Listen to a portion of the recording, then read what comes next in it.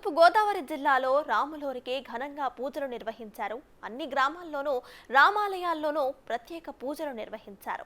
రామనామ స్మరణతో జిల్లాల్లో దేవాలయాలు మారుమోగాయి. జై శ్రీరామ్ నినాదంతో భారీగా వాహనాలతో ర్యాలీలు నిర్వహించారు. ప్రభుత్వ స్థాయి అధికారులే కాదు, ప్రజా ప్రతినిధులే కాదు, సామాన్య ప్రజలకు కూడా ఈ వేడుకలు భాగం పంచుకున్నారు. మరిన్ని డీటెయిల్స్ ను మా ప్రతినిధి రాజేష్ అందిస్తారు.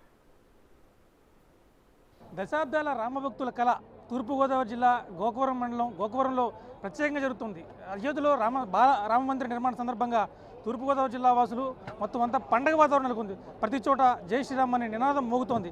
ప్రస్తుతం మనతో కంబాల శ్రీనివాస్ గారు ఉన్నారు. ఆయన అడిగి మరిన్ని తెలుసుకునే ప్రయత్నం చేద్దాం. సరే, ఏంటి ఇంత అందంగా, ఇంత అలంకారంగా, వైభవంగా ఈ కార్యక్రమం చేపడుతున్నారు? ఏంటి కారణం? నేను కంబాల శ్రీనివాసరావు అండి. ఇది మా ప్లేస్. ఇది ఆంధ్రప్రదేశ్లోని తూర్పుగోదావరి జిల్లా దగ్గర ఉన్న జిల్లాలో ఉన్న రాజమండ్రి దగ్గర 30 కిలోమీటర్ల దూరంలో ఉన్న గోకవరం ఇది. నేను ఈ గోకవరంలోనే పుట్టాను, ఇక్కడే పెరిగాను. ఇక్కడి నుంచి ఉద్యోగరీత్యా హైదరాబాద్లో స్థిరపడ్డాను.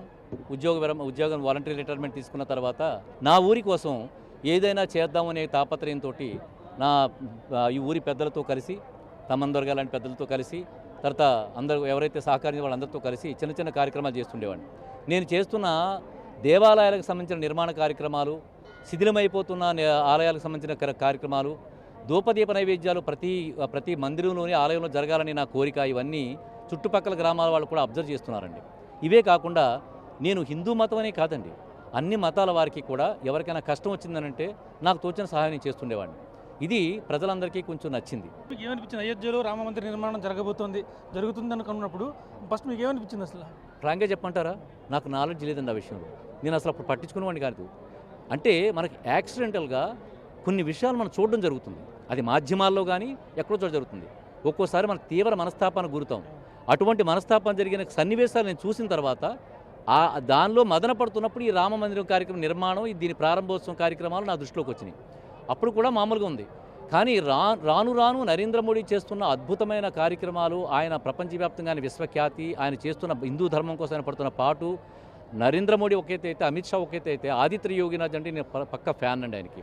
ఆయన ఎలాగంటే హిందూ ధర్మ పరిరక్షణ కోసం ఖచ్చితంగా బాహాటంగా చెప్తాడు. ఆయన ఈ దేశం రాముడిది, హిందువులది ఈ దేశం అని ఖచ్చితంగా చెప్తాడు. అది నాకు బాగా నచ్చిందండి. అది చూసిన తర్వాత అక్కడ ఇంత వైభవంగా జరుగుతుంది కదా, నా గ్రామంలో కూడా ఏదైనా చేయాలని తలపుతూ ఈ కార్యక్రమం తలపెట్టాను. అంటే చాలామంది పేదలు అక్కడ దాకా వెళ్ళలేని పరిస్థితి ఉంటుంది. వాళ్ళందరికీ కూడా ఇక్కడ ఎల్ఈడి స్క్రీన్లు ఏర్పాటు చేసి, అంటే ఎందుకు పేదలందరికీ చూపించాలనిపించింది? ఈ రోజు ఎందుకు ఇక్కడ ఎంచుకున్నారు? పేదలకు కూడా టీవీలు ఉన్నాయండి, చూడగలరు.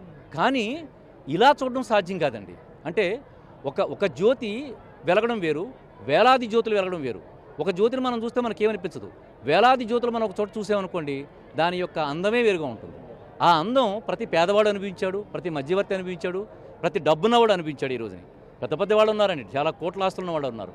కానీ ఇక్కడ కూర్చుని వాళ్ళు చూస్తే వాళ్ళ ముఖాల్లో వెలుగుతున్న, వాళ్ళ ముఖాల్లో చూసిన ఆనందం వాళ్ళ ఇంట్లో కూర్చుని ఉండే ఆనందం రాదండి. అది అందువల్ల ఆ ప్రత్యేకత ఇక్కడ వచ్చిందండి. అది నా వల్ల కాదండి, ఆ శ్రీరామచంద్రుడు తలంపలా జరిగింది. నాకు అందరూ మిత్రులు ఉన్నారు, బంధువులు ఉన్నారు, ఊరి పెద్దలు ఉన్నారు.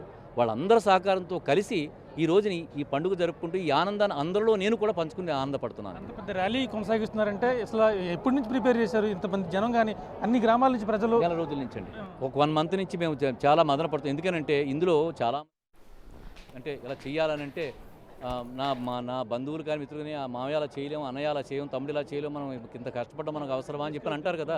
చాలా రిస్క్, నువ్వు మాట్లాడితే కూడా ఒకసారి చాలా స్పీడ్గా మాట్లాడుతున్నావు, నువ్వు ఎక్కడికి వెళ్ళిపోతావు, ఒకసారి అదంతా మనకి ఇబ్బందిగా అయిపోతుందని చెప్పినట్టు నేను ఒకటండి. ఇప్పుడు అందరూ ఏమన్నారు ఇప్పుడు ఈ రోజు కార్యక్రమం సక్సెస్ అయిన తర్వాత? ఇది మాటల్లో చెప్పలేదండి. వాళ్ళు ఇప్పుడు ఈ ఆనందాన్ని షేర్ చేసుకుంటారు. ఇప్పుడు కష్టం వచ్చినప్పుడు కొంచెం బాధపడతామని ఇబ్బంది పడతారు, మరి నిజంగా పండుగ వచ్చినప్పుడు షేర్ చేసేసుకుంటాం కదా, అలాగే షేర్ చేసుకుంటున్నారు. అది మొత్తం చూసుకుంటే ప్రారంభించేటప్పుడు మాత్రం కొన్ని ఇబ్బందులు ఉన్నా కానీ తర్వాత కాలక్రమంలో అన్నీ కూడా రాముల వారి ఆశీస్సులతో విజయవంతంగా ముందుకు సాగాయి. మొత్తం గ్రామ ప్రజలు కావచ్చు, బంధువులు కావచ్చు, అందరి సహకారంతో ఈరోజు ఈ కార్యక్రమాన్ని ఇంత సక్సెస్ఫుల్ చేయగలిగారని చెప్పి శ్రీనివాస్ గారు చెప్తారు. కెమెరామెన్ రవిశంకర్తో రాజేష్, బిగ్ టీవీ, గోకవరం.